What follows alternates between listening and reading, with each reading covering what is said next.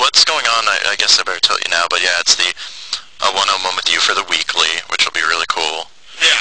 About pretty much everything from, you know, your incarceration to how you feel about the band to the fight and all that stuff. So as long as you're cool with that, we'll rock. So. Dude, you can ask me anything. All right, cool. So, you know, let's just go ahead and go with June 12th. Take me through the day that you were basically taken into custody. Like, what happened? What did you eat? You know?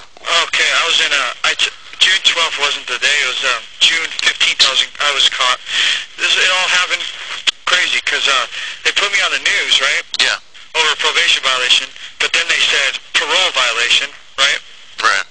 But it wasn't, and they got it all fucked up. They put me on the top 10 story, and then they said involved with murder. Then they brought the victim's family in, and what everybody really doesn't know is what really happened that day. You know what I mean? And you know, for the media and the public to see that, it's just devastating. You know what I mean? So I was picked up right after Father's Day, and they set my friend up, and they tapped my phone. They sent me to the fugitive unit. They thought I was in another state or country or something. So they tapped my phone and they tricked me, and they had all these these undercover cars and a helicopter, and you know what I'm saying? So that's how they caught me. So what did you do? Like, how did it start? Did you like wake up and, you know? Well, I've been doing drugs. You know what I mean?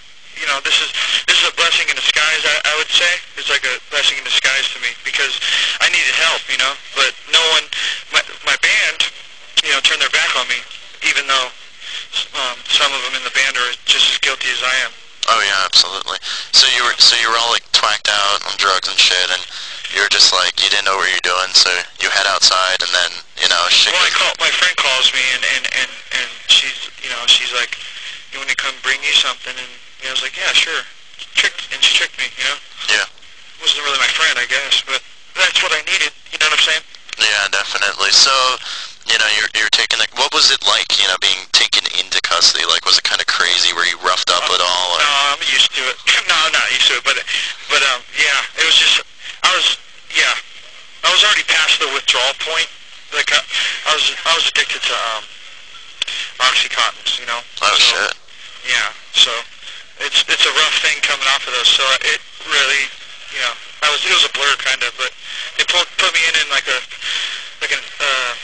Impala or whatever. They took me in and they sat me down and yelled at me and, you know, put me in this detox room, and then I went up to this floor 7A, you know? Yeah. Yeah. And then all that stuff. What was it like in jail, you know, when you were hanging out in jail? I mean, you had access to a computer, so, you know, you posted stuff. I didn't. What people don't know is somebody else is doing that. Yeah, the whole time people, yeah. So, you know what I mean? Yeah, so you know, I guess, you know, what was going on? I mean, you were hooked up on Oxycontin, which is really rough, but, you know, why did you bail out on your probation? Was there a misunderstanding or what? Well, check this out, man. This is insane, dude, and I know it sounds crazy, but, like, if you read the police reports, they charged me for something I didn't do, man. Oh yeah, absolutely. Have you read them? Yeah, I know your entire case from the back of the file and everything. Is it insane? Oh yeah, and I want to get to that too. So. Yeah, I'm the only one that went down for this, and you know the thing is that Mr. Maxwell Green, I've known the guy for 9 years. We have the same birthday, you know, and I'm hurt, dude. You know, he turned his back on me, and he said, you know, you don't deserve this. You don't deserve probation. You don't deserve going to jail for nothing, man. It's not fair. I'll stick with you no matter what. And what happens? You know what I'm saying? He's doing drugs with me, man. Yeah. He's doing drugs with me, and then as soon as he finds out that I might be going to jail before I get probation, I get kicked out of the band. Yeah. I mean, that was really bad. But like when you were sentenced to probation for the fight. You know. The reason why I absconded? Yeah. Why did you abscond? Well, they gave me a recipe for disaster. They said, $93,000 in restitution I have to pay.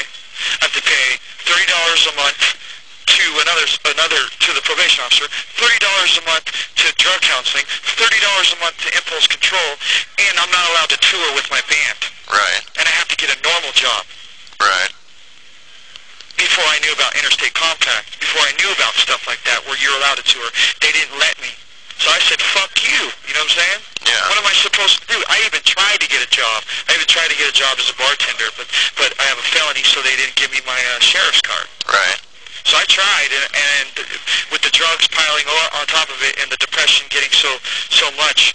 You know, it's just there's only so much a person can take, especially tortured soul. Do you understand? Absolutely, absolutely. I mean, you know, from the reports and everything I've heard, I mean, you've been absolutely devastated from it. I have the report when you were interviewed by the homicide department, and I saw it on there, and I just saw that you were just torn up, you know, and about it. And, you know, that kind of, we can go into that. You know, why do you think you were kind of left holding the bag on that? And are you kind because of my fame, because of my friend saved my life, dude. And I don't think he deserves any jail time either. You know what I mean? Who, Chase? Yeah, he saved my life. Yeah, of course we went there to fight. Yeah, but what people don't know is they started it. What people really don't know is if it wasn't for Max, that fight would have never happened. Absolutely. I always stick up for Max. He's a little kid. He's younger. Or he's not younger, but he's a smaller guy. Yeah. You understand? I would always be his big brother. Like, we're going to have to come through me first. You understand? And then they call me and they start harassing me, saying they're going to come to my house and murder me. You know, do you see what I mean? Yeah, yeah. And then they start calling me pussy and this and that if I don't show up to fight them. So, do you understand? And then I go there, and what people don't know is they had about 12 people with them. And we had 4 people. And they ran up, pulled a gun out, fired it. My friend Joe grabbed the gun. The gun went off 3 more times. Do you know what I mean? Yeah. And that's how I got self-defense. And I'm stuck with the bag. Yeah. And, yeah, does it kind of piss you off? I mean, even though he's your friend, are you kind of pissed off that, you know, Raider wasn't brought up on any charges? Dude, I'm glad that he didn't get murdered, because you can only imagine. Yeah, I mean, and, you know, Marcel, Marcel ended up killing himself. How do you kind of feel, you know, when that kind of went down? I mean, I'm devastated. That was my friend in high school. And it's all over his girlfriend at the time, and him and Max and his girlfriend fighting, and then he gets involved, and then Max tells me that they're going to jump him. So I'm like, you know, the big brother, since I've known this guy for 9 years, and nothing's going to come in between us. Do you understand? Yeah, absolutely. I'm like, fuck you, you know? Yeah.